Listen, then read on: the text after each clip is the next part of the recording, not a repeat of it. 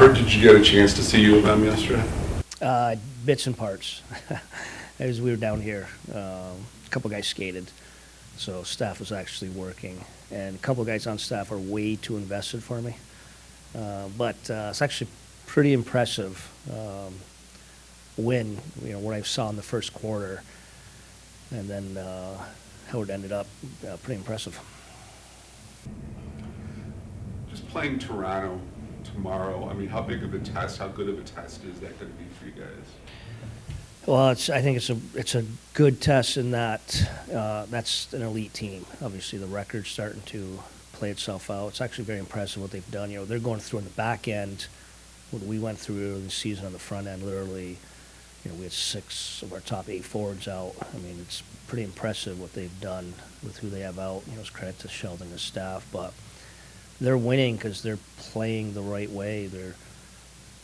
They're more concerned with keeping it out of their net. This current, 6-0 and whatever streak they're on, they're giving up 1, they're giving up 2. Yes, I think everyone looks at them with the world-class difference makers, but they're playing the right way. So it'd be a good test in a lot of ways for us. And you've talked about your guys' play at 5-on-5. Is that mainly, you feel pretty good about where the defense is at 20 games in? Or? Yeah, that's a great question because obviously our numbers 5-on-5, I don't know exactly, I'm sure they're not, but literally get 22 goals. 3 of our 5 losses, we get 22 goals, so they're going to be skewed a little bit in only 20 game sample size, but I think I mentioned this last time, but giving up 22 goals in 3 games, it's still a little bit of who we are, not playing those complete games at times. But I like it because, I mean, the offensive numbers are down, but that's who we are. We're not rolling out what they're rolling out tomorrow. We're not rolling out what these top teams roll out, which is fine. We know who we are and what we are.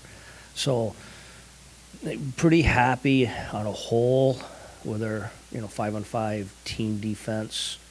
Obviously, we've got those 3 games, 22 goals.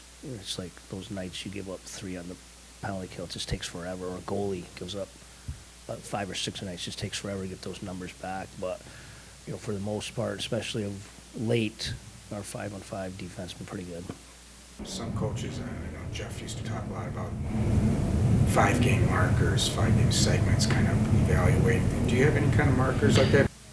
No, internally, we probably do. There's a pretty traditional math on what you do every 5 games. If you can kind of get that, you'll be in a good spot at the end. Which even now with where this East is, I don't know if that's even you probably need more than what it's traditionally been to get in that low 90 range. But no. I mean, we're still into our complete big picture. We haven't really broke that down within those 5-game segments. When is that? When is it not a sample size anymore? Like 40? I would say probably, yeah. I would say you start getting to that 40. Even what we call those dog days, where you get a lot of this and people's play in that 50 to 65, 70 range, 45. I mean, that's now it's just a little bit of a battle of attrition. We'll have some scheduled losses in there. We'll have some scheduled wins in there, getting someone on a back-to-back or 3 and 4. But, I think everyone's, at the top of their game, at least trying to go like this with their game like we are. So I still think we're some time away from that. Do you look at all, your December schedule has some pretty big teams on it. Are you someone who kind of peeks ahead on the calendar? No, not really, especially where we're at. Again, I don't care who we're playing. If we're playing Team 30, we're playing Team 1, it's a lot about us. Obviously, margin of error is even less when you're playing elite teams like tomorrow. You could play really well for 20 minutes, 40 minutes against Toronto and still be down 3-1. World-class talent, good depth up front, great special teams. It's why they are a cup contender. How tough? Well, as far as Ned goes right now, he hasn't played in a while. Do you guys kind of search for that right opportunity, obviously, at this point? And how much of a concern is it that he hasn't played a game? Yeah, there's probably 2 ends of that. Obviously, we don't want to overplay Villy also. We don't want to get in a stretch where he's not who he is because he's playing tired. So the whole time we expected to get Ned a game in this homestand, and I still foresee doing that. It might even be two, but he'll get one in the homestand with the big picture, and hopefully it plays itself out from there where we want to get him back in because of his performance. How have you liked Cop between Bertuzzi and Raymond? They've had their moments, good and bad. 2 games ago, I think they were in that, almost got 13 minutes, but and we were trying to win the game. That's maybe where they belonged. And then the other night, they were, 17, 18, probably a little more traditional where we expect them. That's exactly where they belong. They were good. So I think, they're like the rest of our team. There's some ups and downs, some goods and bads. That current top 6, actually our forwards have stayed together, all 12, because we've had some success.